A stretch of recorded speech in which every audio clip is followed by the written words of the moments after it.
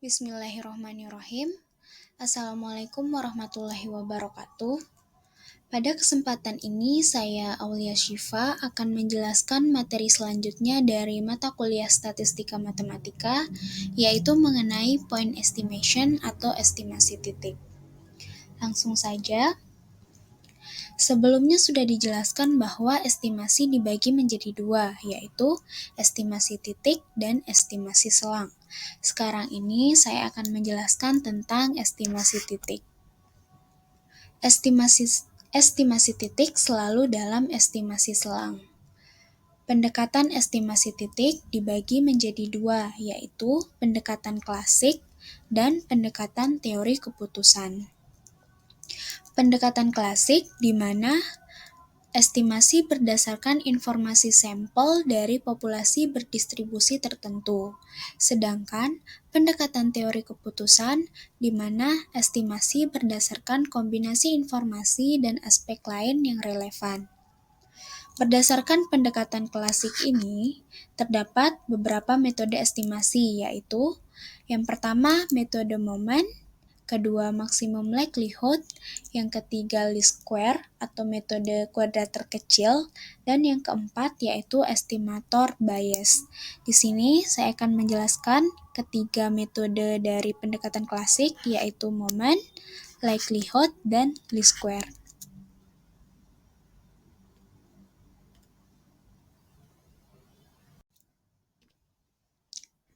Selanjutnya yaitu kita menjelaskan tentang metode-metodenya. Langsung saja yang pertama yaitu metode momen. Nah, metode momen ini adalah metode tertua dalam estimasi titik. Prinsipnya, estimator ditentukan dengan menyamakan K momen sampel pertama dengan K momen populasi yang bersesuaian, atau biasa ditulis seperti ini, M K aksen sama dengan mu K aksen.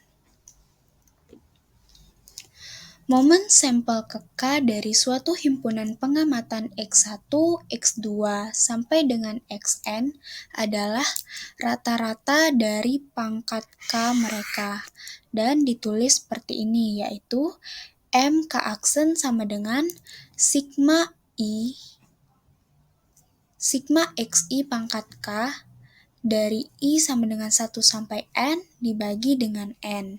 Nah, sehingga untuk momen populasi ke K dapat ditulis seperti ini, yaitu mu K aksen sama dengan ekspektasi dari X pangkat K sama dengan M X aksen di mana T-nya itu sama dengan 0. Nah, di sini keterangannya itu K merupakan 1, 2, sampai P di mana P yaitu banyaknya parameter populasi. Nah, kemudian terdapat definisi yang pertama yaitu mengenai distribusi seragam. Suatu variabel acak X mempunyai distribusi seragam dan dikatakan sebagai variabel acak seragam kontinu jika dan hanya jika diberikan fungsi kepadatan peluang atau PDF-nya, yaitu UX alfa beta sama dengan 1 per beta minus alfa untuk X-nya itu berada di antara alfa dan beta, dan 0 untuk X yang lain. Nah, kemudian terdapat teorema pertama, yaitu mengenai rata-rata dan variansi dari distribusi seragam adalah mu sama dengan alfa plus beta dibagi 2 dan sigma kuadrat sama dengan 1 per 12 dikali dengan beta minus alfa kuadrat. Kemudian untuk buktinya yaitu mengenai rata-rata dulu. Nah, di sini berdasarkan ekspektasi variabel acak itu kan mu sama dengan ekspektasi X sama dengan integral dari min tak hingga sampai tak hingga x fx dx. Nah, kemudian dijabarkan seperti ini, yaitu integral min tak hingga sampai alfa x fx-nya itu 0 karena rentangnya itu dari min tak hingga sampai tak hingga. Nah, di sini kan diketahui bahwa rentangnya itu 0 untuk x yang lain dan untuk rentang yang dari alfa sampai beta yaitu 1 per beta min alfa, sehingga tinggal disubstitusikan, yaitu untuk yang rentang alfa dari alfa sampai beta ini x dikali dengan fx-nya 1 per beta minus alfa dx ditambah dengan integral beta sampai tak hingga x dikali dengan 0 dx. Nah, kemudian yang ini kan sudah hasilnya 0, ini juga udah hasilnya 0, sehingga sisanya ini. Nah, kemudian dijabarkan seperti ini.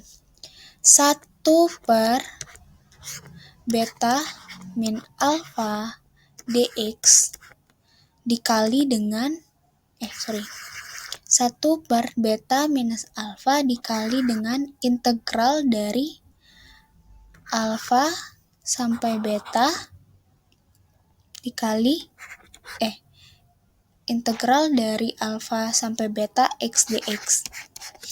Ini bisa dikeluarkan karena merupakan konstanta. Nah, kemudian menghasilkan seperti yang di sini, yaitu 1 per beta minus alfa dikali dengan integral yang ini, yaitu 1 per 2x kuadrat, yaitu integral tinggal disubstitusikan, yaitu menjadi seperti ini. Beta kuadrat minus alfa kuadrat per 2, kemudian ini dimasukkan ke sini, dikali dengan beta minus alfa, sehingga dijabarkan yang ini menjadi seperti ini, yaitu beta plus alfa dikali dengan beta minus alfa per 2 dikali beta minus alfa.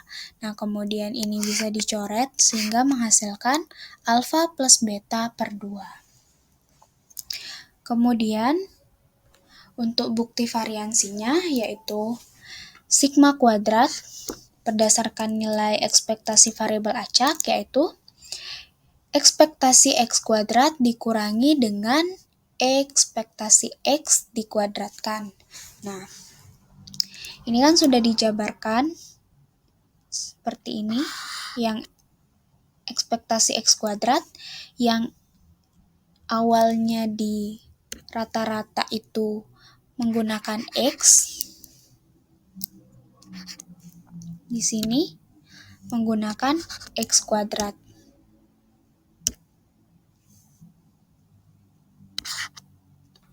Kemudian dikurangi dengan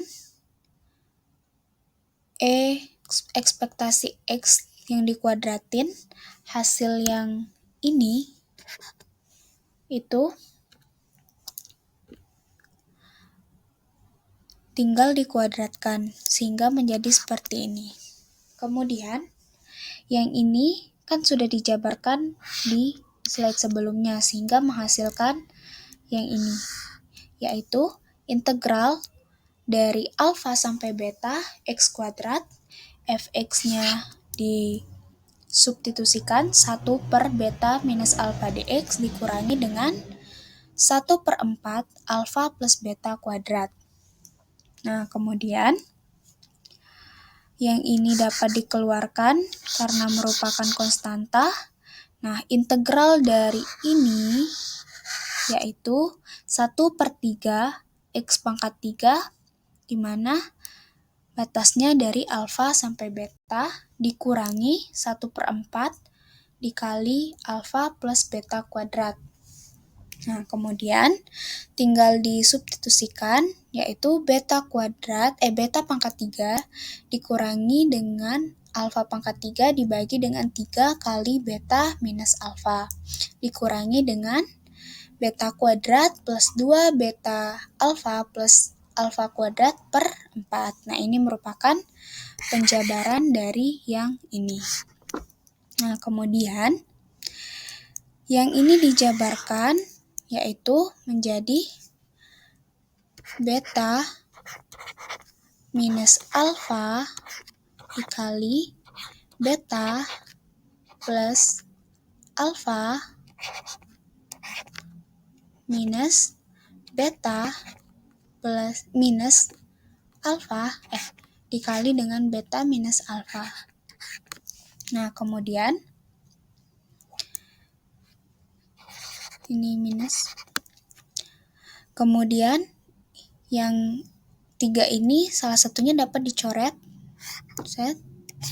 sehingga menjadi sisanya yang ini dan dapat dikuadratkan dan dijabarkan menjadi beta kuadrat plus beta alfa plus alfa kuadrat. Nah, kemudian dibagi menjadi 3 dikurangi dengan yang ini diturunkan. Nah, tinggal disamakan penyebutnya, ini dikalikan, dan dihitung sehingga menghasilkan beta kuadrat minus 2 beta alfa plus alfa kuadrat. Nah, kemudian yang ini dapat ditulis seperti ini, beta minus alfa kuadrat per 12, sehingga terbukti. Langsung ke contoh soal, yaitu diberikan sampel acak ukuran N dari populasi seragam dengan betanya itu adalah 1. Kemudian kita diminta menggunakan metode momen untuk memperoleh rumus untuk estimasi parameter alfanya. Nah,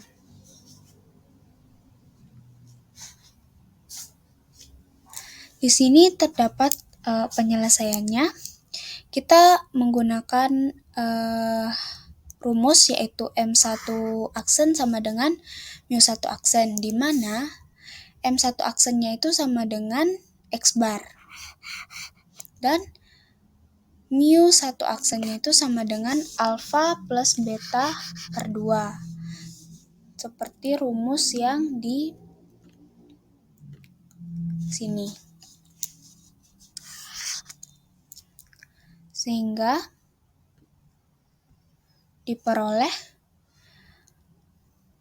alfa plus 1, di mana betanya itu diketahui 1, dibagi 2. Nah, sehingga X bar sama dengan alfa plus 1 dibagi 2. Nah, kita bisa tulis estimasi alfanya menjadi seperti ini, yaitu alfa sama dengan 2X bar dikurangi dengan 1.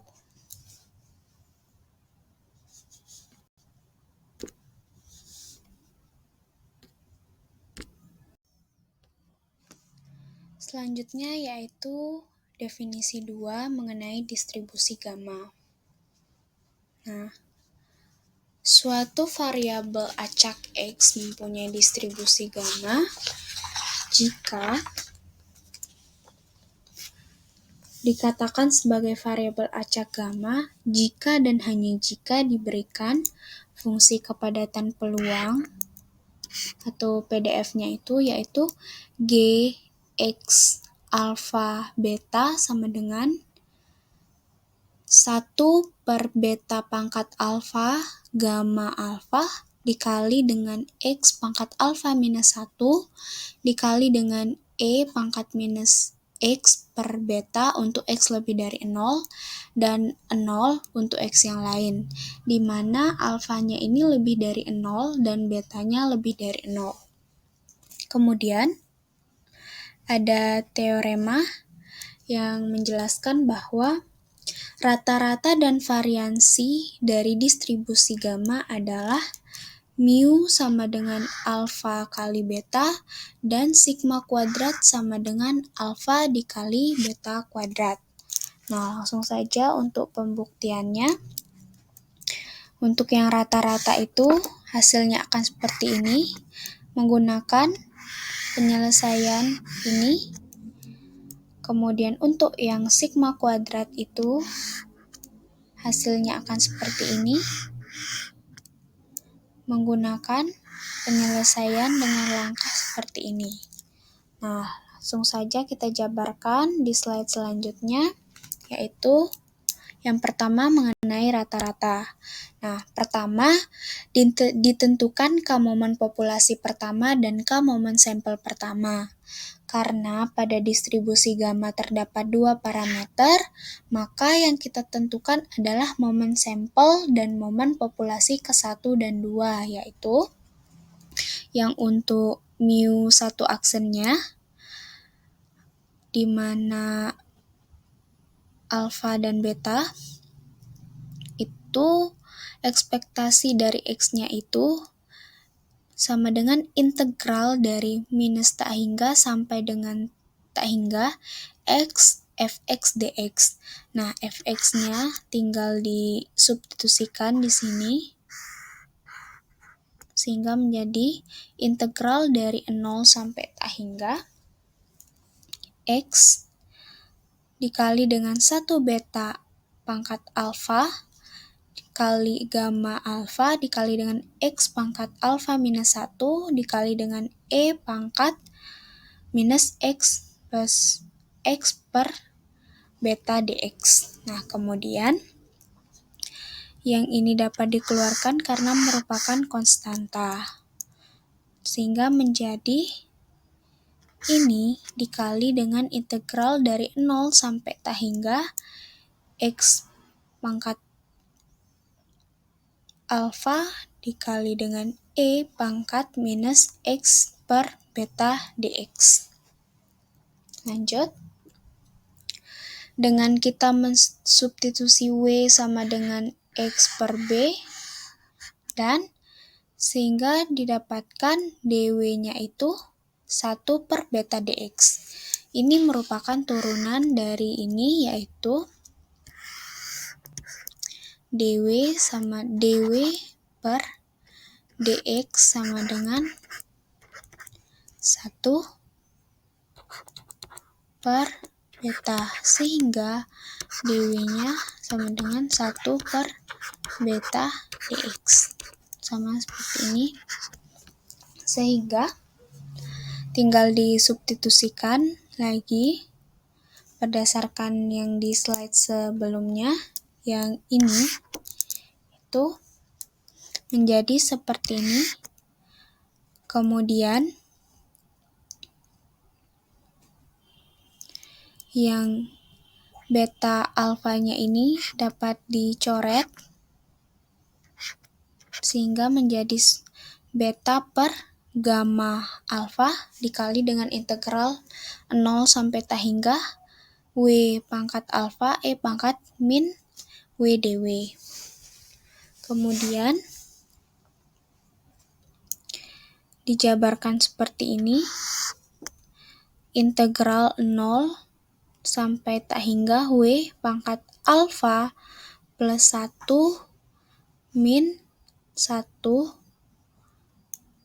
E dikali dengan E pangkat min W dw. Yang ini ditambahkan karena sama aja artinya seperti W pangkat alfa. Nah, kemudian menjadi gamma alfa plus 1 dikali beta per gamma alfa. Nah, ini merupakan bentuk rumus dari integral 0 sampai tak hingga di mana W-nya itu alfa plus 1 minus 1 E pangkat min W dw. Nah, ini merupakan rumus dari fungsi gamma di mana ini menghasilkan gamma alfa plus 1. Karena ini kita lihat di bagian sininya, yaitu alfa plus 1, sehingga menjadi seperti ini. Kemudian, dapat dibentuk seperti ini, yaitu gamma alfa plus 1 beta menjadi alfa faktorial dibagi dengan alfa minus 1 faktorial, yaitu gamma alfanya. Kemudian dijabarkan alfa minus 1 faktorial dikali alfa beta per alfa minus 1 faktorial. Ini dicoret sehingga menghasilkan alfa kali beta, sehingga terbukti untuk yang rata-rata. Selanjutnya, untuk yang variansi. Nah, ini sudah diketahui x kuadrat fx seperti yang sebelumnya. Kemudian menjadi integral dari 0 sampai t hingga x kuadrat, fx-nya disubstitusi seperti ini. Nah, kemudian ini keluar karena merupakan konstanta. Selanjutnya dengan mensubstitusi W sama dengan X per B, sehingga dW-nya menghasilkan ini, turunannya. Kemudian tinggal disubstitusikan, bentuk yang X per B-nya diganti dengan W, dapat dicoret, sehingga menghasilkan seperti ini.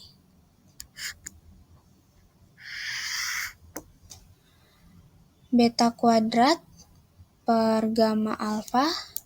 Nah, ini kan rumus fungsi gamma kan yang sudah saya jelaskan sebelumnya, yaitu diambil yang ini menjadi gamma alfa plus 2. Nah, ini alfa plus 1 dikali dengan gamma alfa plus 2 beta kuadrat per gamma alfa. Ini dapat dijabarkan, alfa plus 1-nya gamma alfa dikali beta kuadrat, sehingga dapat dicoret menjadi seperti ini.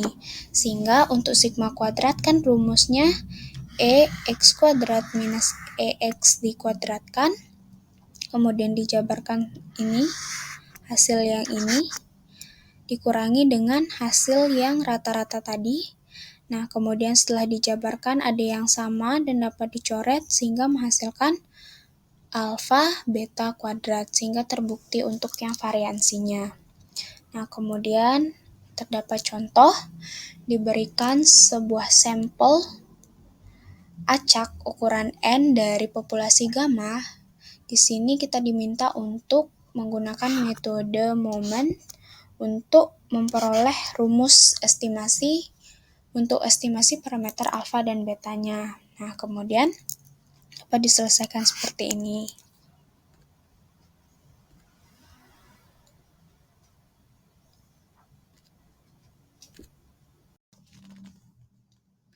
Selanjutnya yaitu definisi ketiga mengenai distribusi eksponensial.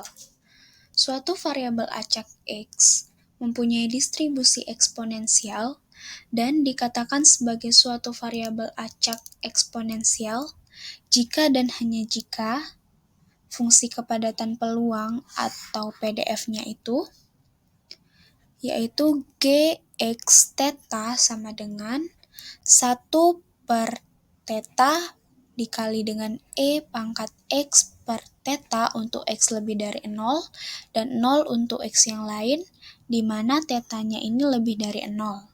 Kemudian, akibat satunya, rata-rata dan variansi dari distribusi eksponensial adalah mu sama dengan theta dan sigma kuadrat sama dengan theta kuadrat. Kemudian, Untuk buktinya, untuk yang rata-rata itu diperoleh EX sama dengan integral dari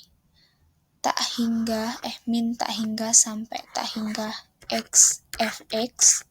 Nah, kemudian karena dijabarkan sehingga menjadi integral 0 dari 0 sampai tak hingga x fx dx. Kemudian fx-nya disubstitusi berdasarkan yang diketahui sebelumnya.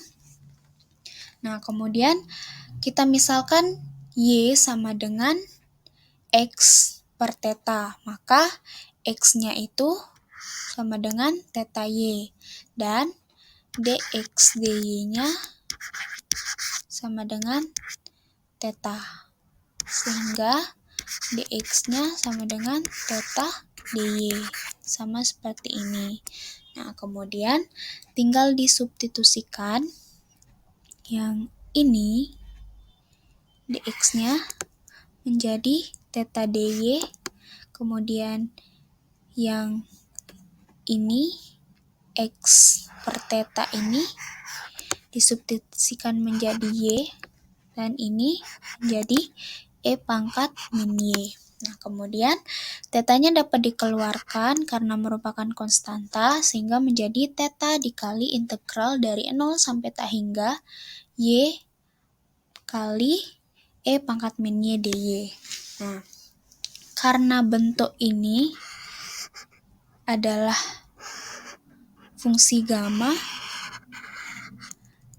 seperti yang sebelumnya, di mana alfanya itu sama dengan 2, karena ini 2 min 1, yaitu y pangkat 1, sehingga yang ini diambil menjadi gamma 2.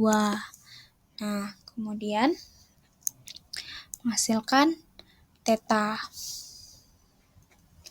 Selanjutnya, untuk yang variansi, untuk membuktikan varians, kita menentukan nilai x kuadratnya terlebih dahulu, sehingga disubstitusi sama seperti slide sebelumnya, integral dari 0 sampai hingga x kuadrat fx dx, disubstitusi fx-nya. Nah, kita misalkan juga seperti slide sebelumnya, tinggal disubstitusikan theta y kuadrat dikali dengan e pangkat minus y theta dy, kemudian theta kuadratnya dapat dikeluarkan karena merupakan konstanta. Nah, ini merupakan bentuk fungsi gamma, di mana alfanya itu sama dengan 3, karena y pangkat 2 itu kan sama dengan y pangkat 3 dikurangi 1. Nah, yang ini diambil sehingga menjadi gamma 3. Nah, kemudian diperoleh 2 theta kuadrat. Dengan demikian, variansinya seperti ini, EX-nya yang ini, dan EX yang dikuadratkan merupakan hasil dari rata-rata yang ini, menjadi seperti ini, sehingga 2 theta kuadrat min theta kuadrat sama dengan theta kuadrat, sehingga terbukti untuk yang variansnya. Nah, kemudian contoh soal, diberikan suatu sampel acak berukuran N dari suatu populasi berdistribusi eksponensial, gunakan metode momen untuk mengestimasi parameter tetanya. Nah, diketahui fx-nya itu 1 per theta e pangkat min x per theta, di mana x-nya lebih dari 0 dan 0 untuk yang lain. Kemudian ini adalah jawabannya.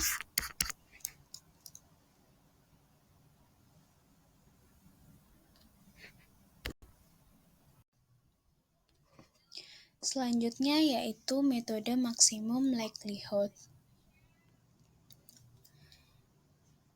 Jika x1, x2, sampai dengan xn adalah nilai-nilai pengamatan dari suatu sampel acak dari populasi dengan parameter theta, maka fungsi likelihood sampel diberikan sebagai berikut.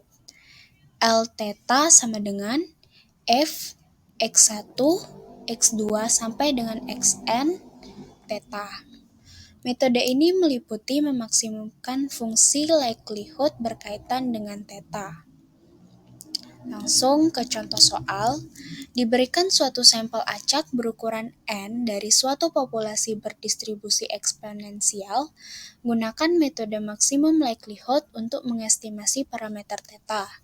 Diketahui fungsinya fx sama dengan 1 per theta E pangkat min x per theta untuk x lebih dari 0 dan 0 untuk x yang lain.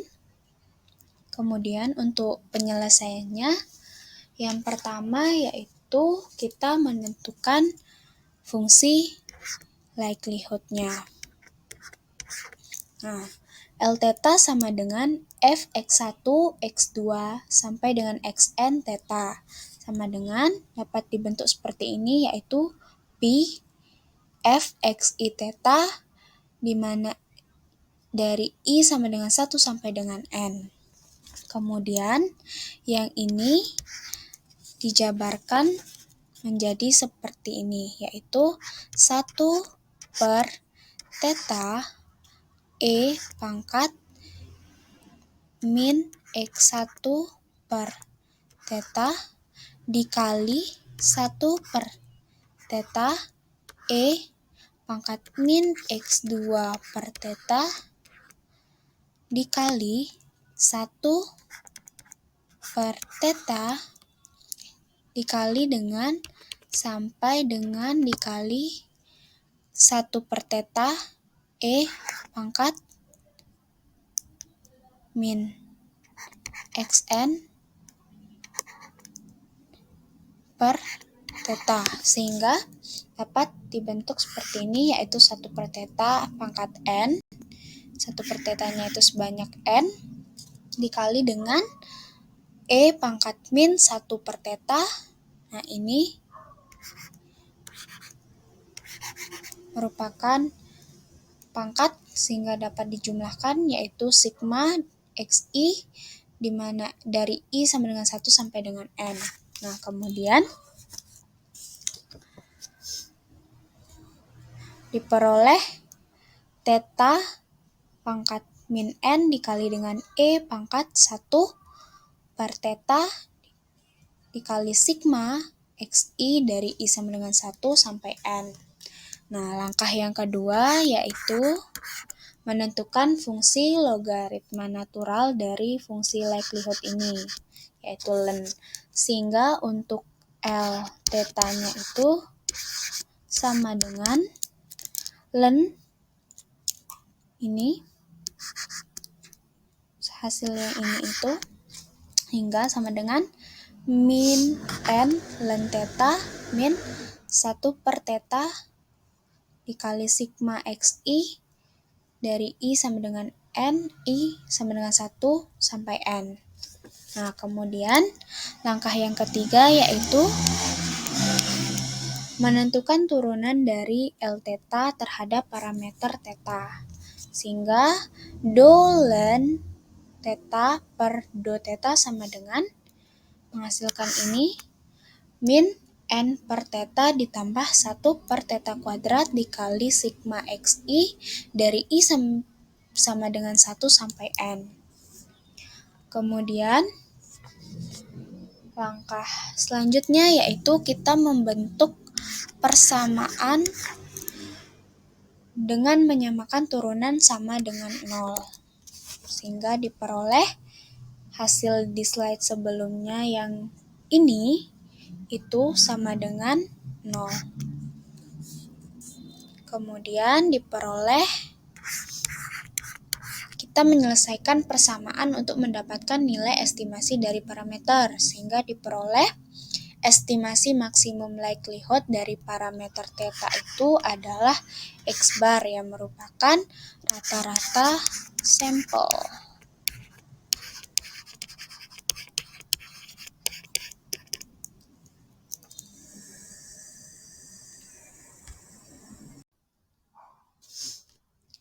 Selanjutnya yaitu metode least square atau metode kuadrat terkecil. Metode ini digunakan untuk estimasi parameter suatu fungsi dengan parameter yang linier. Dilakukan dengan meminimumkan jumlah kuadrat error atau simpangan dan banyak digunakan pada estimasi parameter regresi linier. Nah, dilakukan estimasi parameter dengan model regresi linier sederhana. Ini merupakan rumus regresi linier sederhana.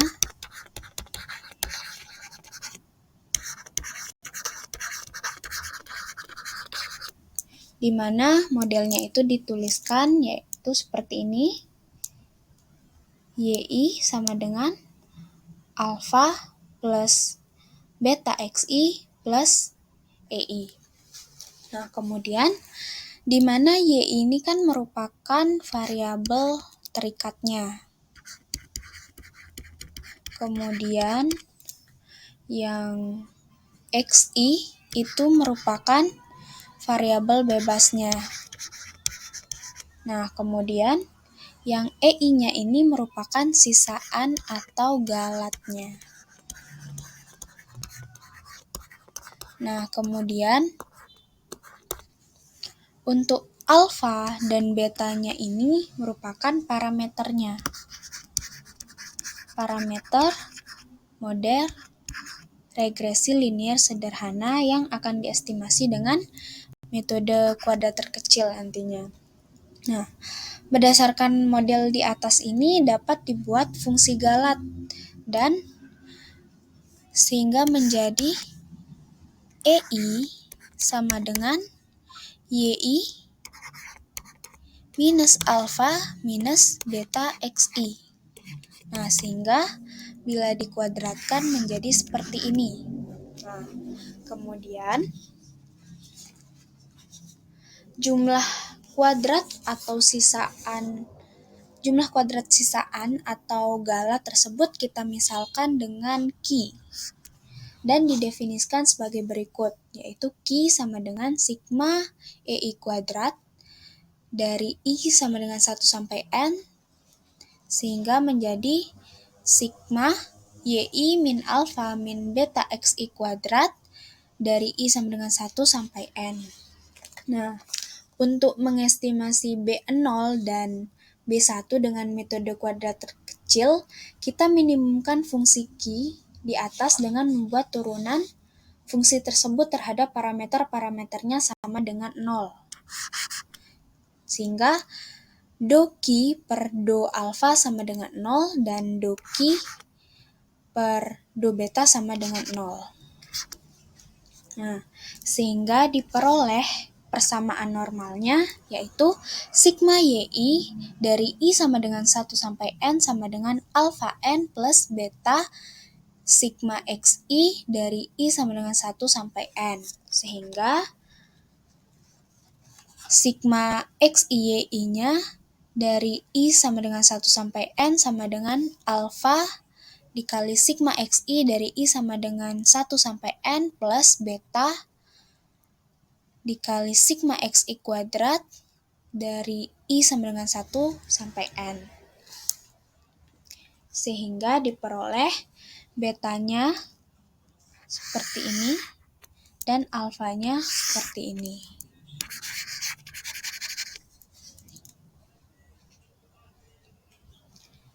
Sekian dari saya, mohon maaf apabila ada kekurangan. Terima kasih. Wassalamualaikum warahmatullahi wabarakatuh.